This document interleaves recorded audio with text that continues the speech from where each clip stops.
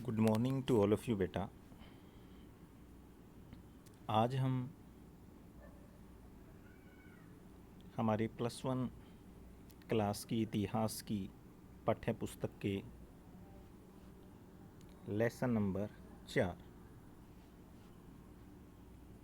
इस्लाम का उदय और विस्तार के बारे में जानेंगे। इस दौरान हम लगभग 600 वर्षों के आसपास के इतिहास का अध्ययन करेंगे। करीबन 630 वर्षों का, यानी कि 570 ईस्वी से 1200 ईस्वी के बीच। अभी जस्ट हमने हमारे तीसरे चैप्टर को कंप्लीट किया, 3 महाद्वीपों में फैला साम्राज्य यानी रोमन साम्राज्य। जिस समय रोमन साम्राज्य अस्तित्व में था उस समय फारस का साम्राज्य, ईरानी साम्राज्य भी अस्तित्व में आए। एक समय और भी बीता और एक बहुत बड़े साम्राज्य की नींव रखी गई और उस साम्राज्य का नाम था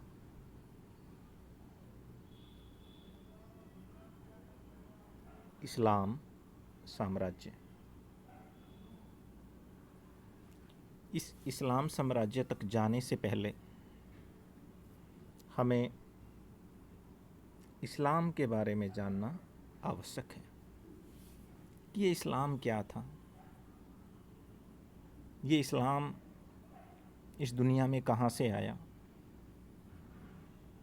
किस प्रकार ये इस्लाम धीरे धीरे जो है विश्व के भिन्न भिन्न क्षेत्रों में जो है फैला, उनके पीछे क्या परिस्थितियाँ रही,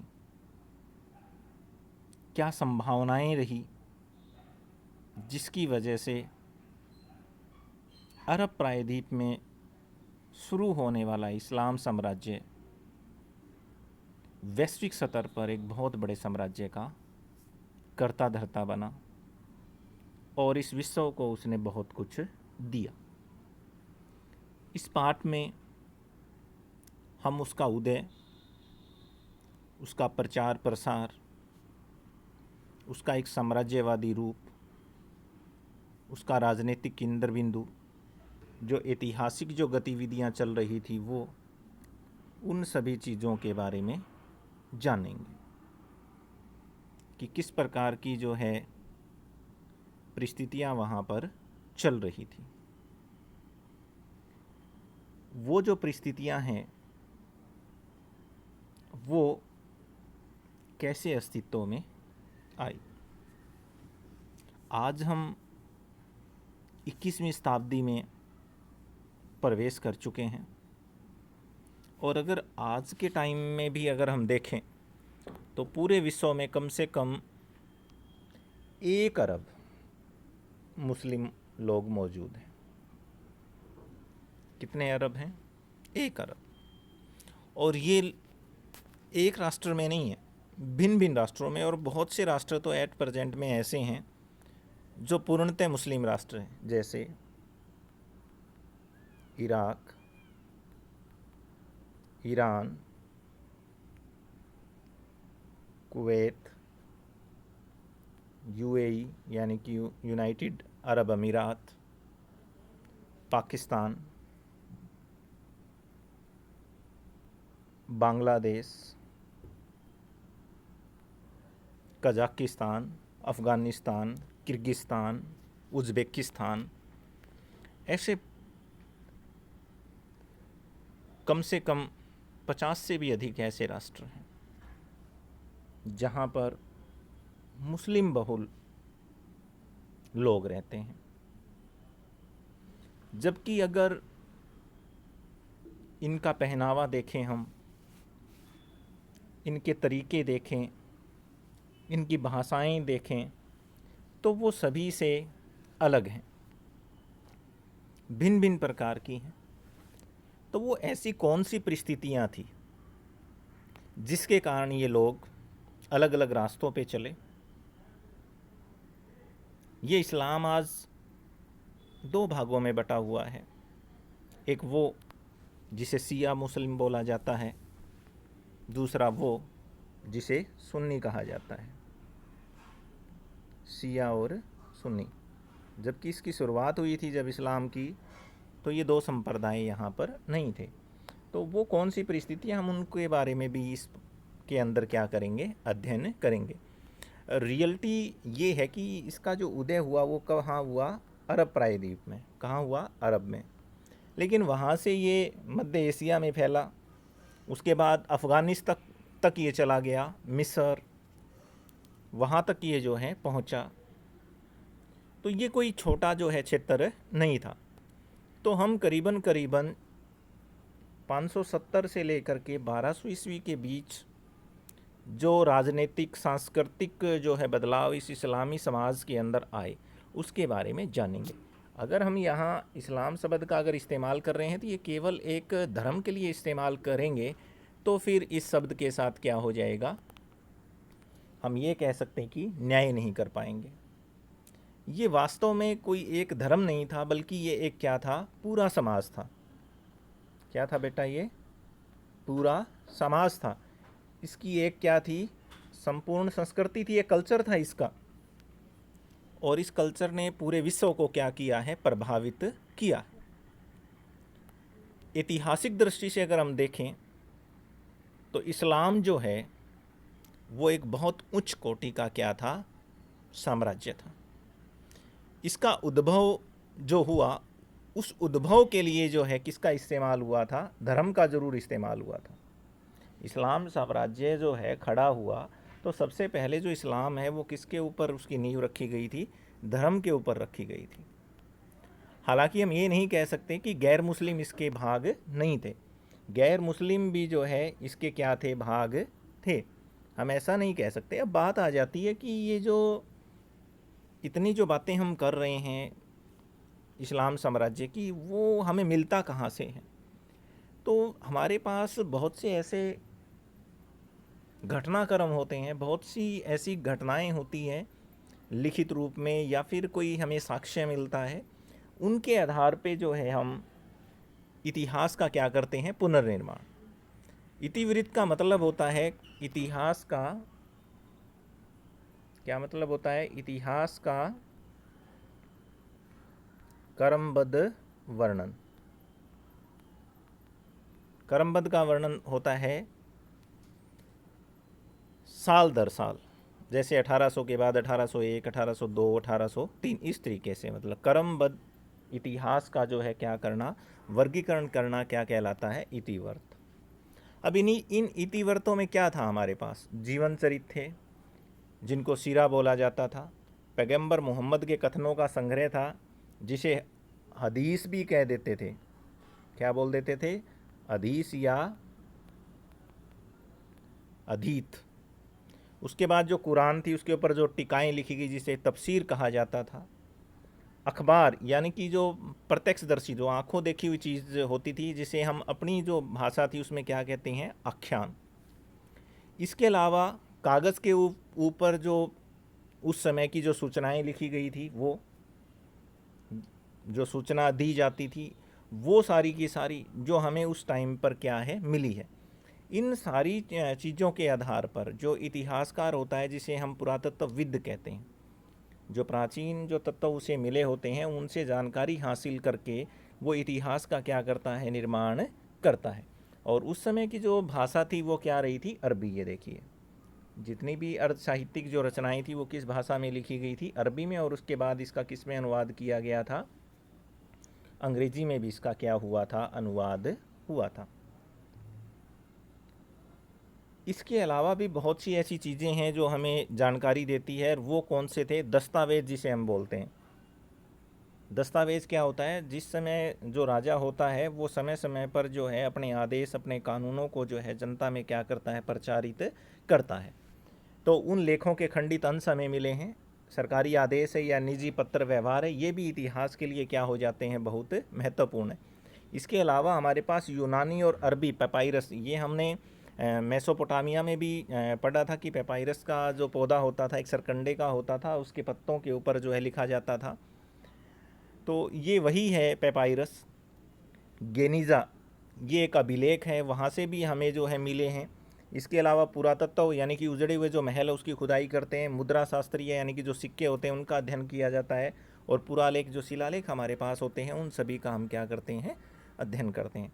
और उन्हीं के आधार पर हम आर्थिक इतिहास, कला का इतिहास, नाम और जो है तारीखों का क्या करते हैं, प्रमाणीकरण करते हैं कि ये साक्ष्य बिल्कुल क्या हैं, सही हैं। इस आधार के ऊपर जो है हमने जो है इस्लाम के उदय और विस्तार के बारे में जाना। उस समय की प्रचलित भाषाएं आरमाइक और हिब्रू और अरबी भाषा से संबंधित थी। और आरमाइक और हिब्रू भाषा में अशोक के अभिलेख भी लिखे गए हैं। जो विदेशों में अशोक के अभिलेख हमें अफ़गानिस्तान में मिले हैं, पश्चिमी जो क्षेत्र के अंदर मिले हैं, उसके अंदर आरमाइक और कौन सी लिपि मिली थी, हमें हिब्रू लिपि मिली थी। उसके बाद नेक्स्ट हमारे पास स्टार्ट हो जाता है कि जो अरब है उसमें इस्लाम का उदय कैसे हुआ, धार्मिक निष्ठा कैसे बनी, किस प्रकार उसने समुदाय का रूप लिया और धीरे धीरे जो है किस में कन्वर्ट हो गया, वो राजनीति में कन्वर्ट हो गया। तो हम यहाँ बात करेंगे इस्लाम के पैगंबर, इस्लाम के प्रवर्तक, इस्लाम के संस्थापक, इस्लाम का कर्ता, और वो इंसान था पैगंबर मोहम्मद। पैगंबर मुहम्मद, क्या नाम था उनका, पैगंबर मुहम्मद। इस इंसान ने 1612 में इस्लाम साम्राज्य की क्या रखी थी, नींव रखी थी। 1612 से लेकर 612 से लेकर के 632 तक, एक बार और रिपीट कर रहा हूँ सॉरी, कि 612 से लेकर के 632 ईस्वी तक। और उसने कहा था कि ईश्वर एक है, अल्लाह की पूजा करने वाले जो लोग हैं और जो ईश्वर को मानते हैं आस्तिक, उनका एक समाज बनाया जिसको क्या नाम दिया गया था, उम्मा। यही इस्लाम का क्या था, मूल था कि ईश्वर एक है, अल्लाह की हमें पूजा करनी चाहिए। और ये पेशे से एक क्या थे, सौदागर थे। भाषा इनकी कौन सी थी, अभी मैंने पहले भी बात की है, अरबी थी। शुरुआती जो हमारा दौर है, साम्राज्यों से पहले क्या बने थे, कबीले बने थे। यानी कि जो अरब था वो किस में बटा हुआ था, कबीले में। और कबीला क्या होता था, रक्त संबंधी जो लोग होते थे वो सभी एकजुट होकर के एक स्थान पर रहते थे। ये देखिए आप, जो अनेक वंशों से बने हुए होते थे, जिनके अंदर बड़े बड़े क्या होते थे, परिवार होते थे। तो शुरुआती दौर में जब 6वीं शताब्दी के अंदर इसका उदय हुआ, तो ये संस्कृति कहाँ तक थी, मैंने आपको जैसे ही ये लेसन स्टार्ट हुआ था तभी बताया था कि ये अरब प्रायद्वीप में इसका क्या हुआ था, उदय हुआ था। मेसोपोटामिया, जिसे आज वर्तमान में हम इराक कहते हैं, उन क्षेत्रों के अंदर ये क्या थी, फैली थी। लेकिन जैसे जैसे समय बीतता गया, कबीले का जो मुखिया होता था, जिसे हम भारत के अंदर सरदार कहते थे, जबकि अरब प्रायद्वीप में उसे क्या बोला जाता था, शेख बोला जाता था। और ये शेख वही व्यक्ति बनता था परिवार में जिसके अंदर व्यक्तिगत क्या होता था, साहस, जिसमें बुद्धिमत्ता होती थी और जिसमें क्या होती थी, उदारता। कई बार ये प्रश्न आ जाता है कि जो कबीले का जो नेतृत्व था वो किस आधार पर किया जाता था। यहाँ हमारा प्रश्न कंप्लीट हो जाता है। यानी कि जो इस व्यक्ति के अंदर व्यक्तिगत साहस हो, जिसमें क्या हो, बुद्धिमत्ता हो, और जिसमें क्या हो, उदारता हो। प्रत्येक कबीले के अपने क्या होते थे, देवता होते थे, जिनको क्या बोला जाता था, बुत। यानी कि उनकी जो है मूर्ति तो हम नहीं कह सकते हैं, पत्थर के जो शिलालेख होते हैं उनके रूप में उनको क्या किया जाता था, पूजा जाता था। और ये जितने भी कबीले शुरुआती दौर में अरब क्षेत्र में बने हैं, वो मैं एक बार आपको जानकारी के लिए बता दूं। जैसे हमने मेसोपोटामिया में पढ़ा था कि जो उनका जो क्षेत्र था वो क्या था, बिल्कुल शुष्क था। कैसा क्षेत्र था, बिल्कुल शुष्क था, जहाँ पर नदियाँ इतनी अधिक मात्रा में जो है मौजूद नहीं थी और लोगों को चारे की तलाश में एक स्थान से दूसरे स्थान पर भटकना पड़ता था, रेगिस्तान था। तो इसलिए ये लोग क्या कहलाते थे, खानाबदोश कहलाते थे। ये देखिए आप, मैं एक बार फिर अंडरलाइन कर देता हूँ, कि अरबी जो कबीले थे वो क्या थे, खानाबदोश थे। उसका रीज़न्स मैंने आपको क्या किया है यहाँ पर बताने का प्रयास किया है, इसको आप क्या करेंगे, ध्यान में रखेंगे। तो इस इलाके के अंदर एक खाद्यान्न पदार्थ था खजूर। आज भी पूरे विश्व के अंदर जो खजूर जाता है वो सबसे उच्च क्वालिटी का खजूर आज भी कहाँ पैदा होता है, इसी अरब प्राय द्वीप में, और पूरे वर्ल्ड में भेजा जाता है इसको। और चूँकि वहाँ रेगिस्तान था तो वहाँ पर जिस पशु को पाला जाता था उसको क्या बोला जाता है, हम सभी को पता है, ऊँट। सूखे हरे जो क्षेत्र नहीं होता है वहाँ भी, और गद्देदार पैर की वजह से हमने 5th-6th क्लास में भी ये चीज़ें पढ़ी थी, लंबे समय तक बिना पानी पिए रह सकता था। तो खेती और व्यापार के लिए ऊँटों का क्या किया जाता था, इस्तेमाल किया जाता था। जो पैगंबर जो मोहम्मद है वो कुरैश कबीले का था, अभी हमने चर्चा की है। तो कौन से कबीले का था, कुरैश का, और कहाँ रहता था, मक्का में।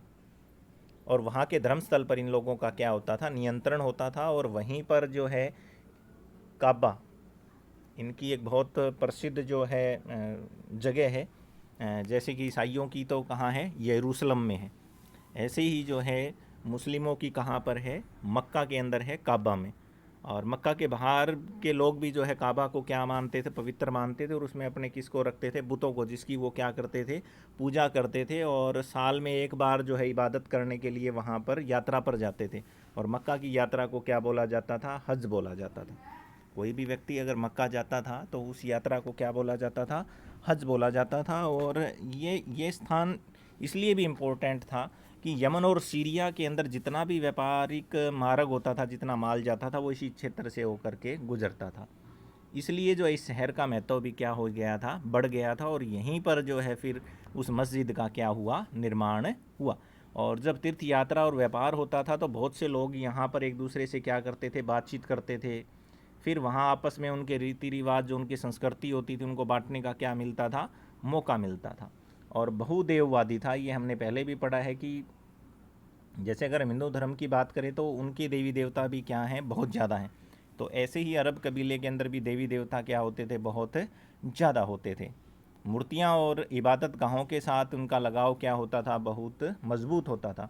और 612 ईस्वी के आसपास ही पैगंबर मोहम्मद ने अपने आप को जो है, जो खुदा है उसका संदेशवाहक घोषित किया कि उसने जो है मुझे रात्रि के समय जो है क्या दिया है, आदेश दिया है। ये देखिए आप, ये यहाँ पढ़ भी सकते हैं इसको। महादूत जो जबरील है वो मेरे पास आए हैं और उन्होंने मुझे जो है किसका संदेश जो है दिया है, अल्लाह का जो है संदेश दिया है। तो 3 शब्द थे वहाँ पर उसके पास, 3 बौद्धिक जो रूप थे। उसमें एक तत्व तो कौन सा था, ये इकरा था। 2 कौन थे, इंसान और जिन। क्योंकि कुरान जो शब्द है इसका जो नाम है पहला, उसे क्या बोला जाता है, इकरा बोला जाता है। क्या बोला जाता है, इकरा। इकरा का मतलब है पाठ करो। उसके बाद जो है पैगंबर मोहम्मद ने अपना जो धर्म स्थापित किया उसके कुछ नियम बनाए। उसके क्या बनाए, उसने नियम बनाए। तो वो क्या था, बड़े साधारण थे। नंबर 1, ये देखिए प्रश्न आ जाता है कई बार, हज़रत मोहम्मद की शिक्षाएं कौन सी थी। नंबर 1, इबादत की विधियां क्या थी, बड़ी सरल थी। जैसे दैनिक प्रार्थना करना, हर रोज़ उठ करके ईश्वर से जो है प्रार्थना कर लेना। इसके अलावा सेकंड था खैरात बांटना। थर्ड था चोरी ना करना। और फोर्थ था नैतिक सिद्धांतों पर चलना। इसके अलावा भी 2 मैं आपको और बता देता हूँ कि अपनी जीवन में 5 नंबर पे एक बार किसकी यात्रा करना, मक्का की, यानी कि हज पर जाना। और एक और बता देता हूँ 6, ब्याज की कमाई ना खाना। ब्याज की कमाई हराम है। ये किस में बोला गया है, इस्लाम धर्म के अंदर जो है बोला गया है। ये 6 शिक्षाएं जो है स्थापित की थी किसने, पैगंबर मोहम्मद ने अपनी शिक्षाओं में। और एक नए धर्म को जो है लोगों के सामने क्या किया, प्रस्तुत किया। वो इन सामान्य जो धार्मिक जो उसके विश्वास थे, जो उसने बताई, जो सरल शिक्षाएं उसने दी, उसे आम व्यक्ति भी क्या कर सकता था, उपयोग में ला सकता था। और उन दिने जो है पैगंबर मोहम्मद ने मक्का के अंदर अपने ये संदेश देने क्या कर दिए, शुरू कर दिए। और जब ये संदेश उसने दिए तो उन्हें एक नई सामुदायिक क्या मिली, पहचान। और इस धर्म सिद्धांत को लोग स्वीकार भी कर लेते थे, क्योंकि उस समय जो धर्म वहाँ पर अरब में चल रहा था वो बड़ा क्या था, कठोर था। और बहुत से ऐसे भी लोग थे जो अपने धार्मिक उद्देश्यों की पूर्ति नहीं कर पाते थे। जैसा कि भारत में हमने देखा कि हिंदू धर्म में आडंबर थे, इसलिए बौद्ध और जैन धर्म का वहाँ पर आसानी से उदय हो गया, परिस्थितियाँ थी जन्म लेने की। इसी प्रकार यहाँ भी ऐसी परिस्थितियाँ थी जिसकी वजह से जो है इस्लाम धर्म का क्या हुआ, उदय। लेकिन जैसे ही ये उदय हुआ तो वहाँ पर जिस धर्म के लोग रहते थे उनसे इनका विरोध होना क्या हो जाता है, स्वाभाविक हो जाता है। और इसी विरोध के कारण जो है इसको 622 ईस्वी में पैगंबर मोहम्मद को अपने अनुयायियों के साथ मदीना कूच करके जाना पड़ा। और मदीना जब ये भी भागे तो किसको छोड़ के गए थे, मक्का को। और इसको जो है इतिहास में किसके नाम से जाना जाता है, हिजरा के नाम से। कि कई बार आ जाता है प्रश्न की हिजरा क्या है, तो हिजरा का अर्थ क्या है कि 622 ईस्वी में पैगंबर मोहम्मद को जो है अपने अनुयायियों सहित जो है अपने जान बचा करके जो है कहाँ भागना पड़ा था, मदीना में। और इसी यात्रा को क्या बोला जाता है, हिजरा। और इसी समय एक नया वर्ष जो है मुस्लिम कैलेंडर शुरू हो जाता है जिसको क्या बोला जाता है, हिजरी। एक नया प्रश्न यहाँ पर ये भी जो है आपका आ जाता है कि हिजरी से आप क्या समझते हैं, या इस्लामिक कैलेंडर का वर्णन कीजिए, या इस्लामिक कैलेंडर का जो है उदय किस प्रकार हुआ। तो इस घटना से जो है दो चीज़ें हुई, एक हिजरा और दूसरा मुस्लिम कैलेंडर की क्या हो जाती है, शुरुआत हो जाती है। और उसके बाद आज तक मुस्लिम जिस कैलेंडर का इस्तेमाल करते हैं वो सारा कौन सा है, हिजरी। और किस समय का था ये देखिए आप बहुत आसानी से जो है यहाँ देख सकते हैं बिल्कुल कि इस्लामिक जो कैलेंडर कैसे था। तो ये हिजरी की जो स्थापना थी उसका जो पहला वर्ष था वो 622 में होता है। हिजरी सन की तारीख को अब अंग्रेजी में भी लिखा जाता है, तो वर्ष के बाद में क्या लगाया जाता है, AH। और जो हिजरी वर्ष है वो किस वर्ष में है, चंद्र वर्ष में। तो उसमें 354 दिन होते हैं, जबकि एट प्रेजेंट में हमारे पास दिनों की संख्या कितनी होती है, 365। तो करीबन करीबन कितने दिनों का अंतर आ जाता है, जो हमारा सौर वर्ष है उसमें और इस्लामिक कैलेंडर में 11 दिन का क्या आ जाता है, अंतर आ जाता है। अब कोई भी धर्म कब जिंदा रहेगा, देखो बहुत ही आसान सा क्वेश्चन है ये। अगर आप थोड़ा सा इसको ध्यान से देखेंगे कि किसी भी धर्म को अगर हमें जीवित रखना है तो कैसे रखा जा सकता है। सबसे पहला पॉइंट है विश्वास, कि लोग उस धर्म पर क्या करें, विश्वास करें। फर्स्ट, जब लोग उस पर विश्वास करने लग जाते हैं तो उनका एक क्या बन जाता है, समुदाय। तो उस समुदाय का आंतरिक रूप से क्या होना, मजबूत। सेकंड हमारे पास पॉइंट यहाँ आ जाता है कि समुदाय क्या होना चाहिए, अंदर से मजबूत होना चाहिए। थर्ड, बाहरी जो खतरे हैं उनसे उसकी क्या की जाए, रक्षा की जाए। यानी कि किसी भी धर्म को अगर आपको जीवित रखना है, उस धर्म को प्रचारित या प्रसारित करना है, तो ये तीन चीज़ हमारे लिए बहुत क्या हो जाती है, इम्पोर्टेंट हो जाती है। क्या हो जाती है हमारे लिए, इम्पोर्टेंट हो जाती है। फर्स्ट कि लोग जो है उसके ऊपर क्या करें, विश्वास करें। क्या करें, लोग उसके ऊपर विश्वास करें। दूसरा जो है समुदाय जो है अंदर से क्या बने, मजबूत बने, उनके अंदर गृह युद्ध ना हो। और तीसरा जो बाहरी जो ताकतें होती है उनसे उसको क्या किया जाए, रक्षा की जाए। जैसे कि हज़रत मोहम्मद को राजनीतिक सुरक्षा नहीं थी तो उसे अपना स्थान यानी कि मक्का छोड़कर कहाँ भागना पड़ा था, मदीना में आना पड़ गया था। तो उसके लिए किसकी ज़रूरत होती है, राजनीतिक सत्ता की ज़रूरत होती है। ये देखिए, अगर सुदृढ़ करना है और उसकी सुरक्षा करनी है तो हमें राजनीतिक रूप से क्या होना पड़ेगा, मजबूत होना पड़ेगा। और राजनीतिक रूप से अगर आप मजबूत होंगे तो किससे होंगे, राज्य और उसकी सरकार से। और वो आपको या तो विरासत में मिली हो, अगर आपके पास विरासत में कोई राज्य नहीं मिला तो उसके लिए आपको क्या करना पड़ेगा, उस साम्राज्य का क्या करना है, निर्माण करना है। और उस निर्माण की व्यवस्था किसने शुरू की, पैगंबर मोहम्मद ने। क्योंकि विरासत में इसे मिली नहीं थी, वो तो बचपन से एक क्या था, सौदागर था, एक स्थान से दूसरे स्थान पर क्या करते थे, घूमते थे। तो इसलिए उसने एक राजनीतिक व्यवस्था की स्थापना फिर कहाँ पर की, मक्का से जब भागकर वो मदीना में आए। और यहाँ पर उसने अपने अनुयायियों को इकट्ठा किया, उनको सुरक्षा क्या की, प्रदान की। और उस समय जो शहर के अंदर मदीना में कोई कलह चल रही थी उसको सुलझाया और उम्मा को एक बड़े समुदाय के रूप में क्या कर दिया, बदल दिया। और जो मदीना के जो बहुदेववादी या जो यहूदी थे वो भी किसके अंदर आ गए, पैगंबर के। क्योंकि उन यहूदियों को किससे समस्या थी, ईसाइयों से थी। और मैं अपने जो कर्म कांड थे, जो अपने सिद्धांत थे, उनको उन्होंने बढ़ाकर जो है उनको और ज़्यादा क्या कर दिया, शुद्ध कर दिया, ताकि अपने अनुयायियों को वो क्या कर दे, मजबूत कर दे। और खेती और व्यापार से जो उनको आय होती थी वो किसके रूप में ली जाती थी? ज़कात के रूप में। कि सुरक्षा के बदले में जो है पैगंबर मोहम्मद लोगों से क्या प्राप्त करता था? कर प्राप्त करता था। उसको क्या बोला जाता था? ज़कात बोला जाता था, जिससे वो अपने साम्राज्य को क्या रखा? जिंदा रखा। इसके अलावा ये लोग क्या करते थे? जो अन्य क्षेत्र होते थे वहाँ छापे भी मारते थे, धावे बोलते थे, और वहाँ से जो है इनकी वजह से जो है यहूदियों के अंदर क्या होगी? दरार पैदा होगी मदीना में। और ये वो समय था कि जो मक्का के अंदर जो था यहूदियों ने विद्रोह करना शुरू कर दिया, और उसी समय हज़रत मोहम्मद ने मक्का को क्या कर लिया? जीत लिया। और राजनीतिक नेता के रूप में अपने आप को जो है पैगंबर मोहम्मद के रूप में जो है प्रतिष्ठित किया, और दूर दूर तक उसकी ख्याति क्या हो गई? फैल गई। और उसने फिर अपने समुदाय की सदस्यता के लिए एक प्लान किया कि कोई भी व्यक्ति अगर हमारे सदन की सदस्यता लेगा, हमारे समुदाय की, तो उसे क्या करना पड़ेगा? अपने धर्म को क्या करना पड़ेगा? बदलना पड़ेगा। और ये इसलिए भी ज़रूरी था क्योंकि रेगिस्तान की जो परिस्थितियाँ थी वो बहुत ज़्यादा क्या थी? कठोर थी। और अरबों ने इसी कठोर परिस्थितियों का जो है फ़ायदा उठा करके अपने आप को शक्ति और एकता के लिए क्या किया? मजबूत किया। और मोहम्मद की जो उपलब्धियां इतनी ज़्यादा थी कि और जो कबीले थे उन्होंने अपना धर्म क्या कर लिया? बदल लिया और इस्लाम में शामिल हो गए। और इस प्रकार जो है जो समूचा जो अरब था वो धीरे धीरे जो है मदीना के उभरता हुआ जो है इस्लामिक राज्य की क्या बना दी गई? राजधानी। और मक्का उसका क्या बन गया? धार्मिक केंद्र बन गया। और थोड़े ही समय में मोहम्मद ने जो अरब के अंदर एक नए धर्म, एक समुदाय और एक राज्य के अंतर्गत लाने में क्या पाई? सफलता। और लंबे समय तक अरब कबीला और कुलों ने जो है राज्य के ऊपर क्या किया? प्रशासन किया। और ये जो प्रशासन था ये किसके अधीन चलता था? खलीफाओं के। जो उम्मा बनाया गया था उस उम्मा का जो मुखिया होता था वो कौन होता था? खलीफा। और कितने खलीफा हुए हैं? 4। कितने हुए? 4। अबू बकर, अली,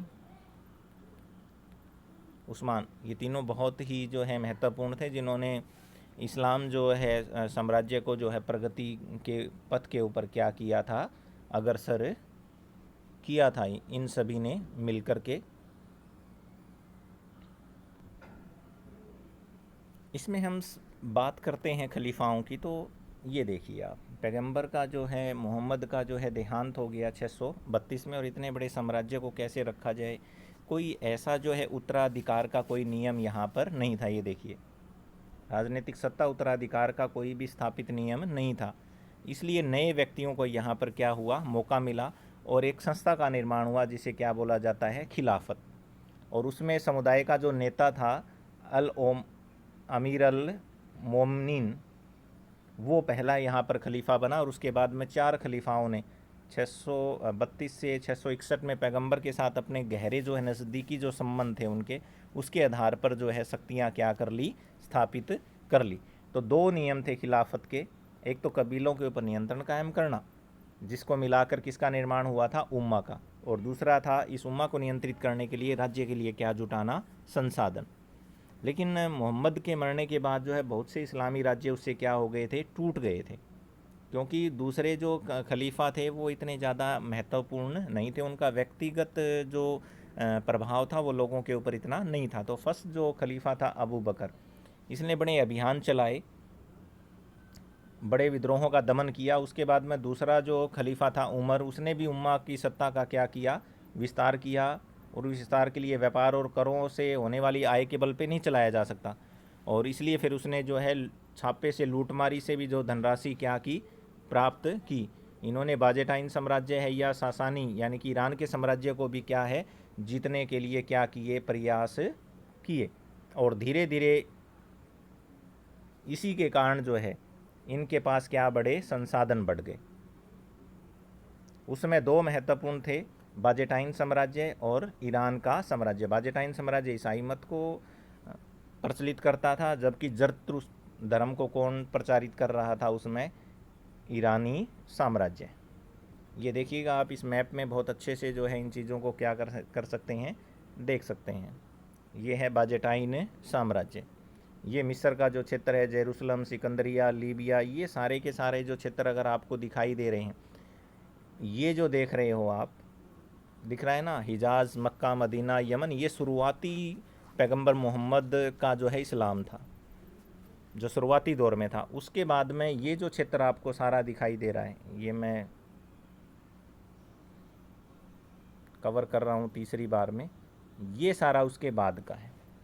तो यहाँ आप देखोगे तो कितने लंबे क्षेत्र तक जो है इस्लाम का क्या हो गया था, विस्तार हो गया था। लेकिन समय के साथ साथ जो है, जो धार्मिक जो संघर्ष हुए, अभिजात वर्गों ने जो विद्रोह किया, उससे जो अरब साम्राज्य था उसका विघटन होना भी क्या हो गया था, स्वाभाविक भी हुआ। लेकिन जो उमर था उसने जो है 3 सफल अभियान चलाए। अरबों ने सीरिया को जीता, इराक को जीता, ईरान और मिस्र को भी मदीना के किस में ले लिया, नियंत्रण में लिया। उसके बाद में तीसरा जो खलीफा था, इसको उस्मान भी कहते हैं और उस्मान भी कहते हैं। इसके नेतृत्व में भी जो है एशिया तक इसने अपने अभियान क्या किए, चलाए। और इस समय जो इस्लामिक जो साम्राज्य था वो यूरोप में नील जो पर्वत है और ऑक्सस, नील जो नदी है सॉरी, और ऑक्सस जो पर्वत है वहाँ तक भी क्या हो गया था, फैल गया था। और आज भी ये जो क्षेत्र हैं इस्लाम या मुस्लिम प्रशासन के ही क्या आते हैं, अधीन आते हैं। और उसमें जीते हुए जो क्षेत्र थे उनका प्रशासनिक ढांचा भी क्या किया गया, तैयार किया गया। जो उसका मुखिया होता था उसे अमीर यानी कि गवर्नर कहते थे, और कबीलों का मुखिया क्या कहलाता था, अशरफ। और केंद्रीय जो राजकोष होता था उसमें राजस्व कहाँ से आता था, मुसलमान जो कर अदा करते थे या दावों से, दावों का मतलब है लूट मार करने के लिए जो युद्ध लड़े जाते हैं उनसे। खलीफा के जो सैनिक होते थे उसमें बेदुइन ही सबसे ज़्यादा होते थे। और यहाँ पर 2 महत्वपूर्ण शहर भी थे, कुफा और बसरा। आज भी जो है पूरे अरब के अंदर लोग घूमने के लिए यहीं पर क्या है, आते थे। गैर मुस्लिमों से उस समय पहली बार कर लिया गया था, जिसको खिराज या क्या बोलते थे, जजिया। जजिया का जो है जिम्मी लोगों से लिया जाता था। जिम्मी का अर्थ था गैर मुस्लिम। ये वो सारी चीज़ें थी जिनसे जो है आर्थिक रूप से जो है साम्राज्य को क्या किया जा रहा था, मजबूत किया जा रहा था। धीरे धीरे जो है साम्राज्य जो है विस्तार की तरफ अग्रसर हुआ। तीसरा जो खलीफा उस्मान था वो भी क्या था, एक कुरैश था, और वो भी अपने क्षेत्र के ऊपर नियंत्रण रखने के लिए प्रशासन के ऊपर जो अपने ही व्यक्तियों को उसने क्या कर दिया, भर दिया। और कबीले के अंदर जो है लड़ाइयाँ क्या हो गई, छिड़ गई, विरोध हुआ बहुत ज़्यादा। और आखिरकार इसी विद्रोह के स्वरूप ही जो है किसकी मृत्यु हो गई थी, उस्मान की क्या कर दी गई थी, हत्या भी कर दी गई थी। इस आधार पे हम कह सकते हैं कि धीरे धीरे जो है ये साम्राज्य क्या हो गया, बहुत लंबे क्षेत्र के अंदर जो है फैल गया। और यहाँ एक बहुत महत्वपूर्ण युद्ध भी आ जाता है, और उस युद्ध का नाम क्या था, ऊँटों की लड़ाई भी इस समय क्या है, लड़ी गई थी। उसके बाद हमारा नेक्स्ट जो पॉइंट यहाँ स्टार्ट होगा उसको हम अपनी आगे की कक्षा में जो है पढ़ेंगे।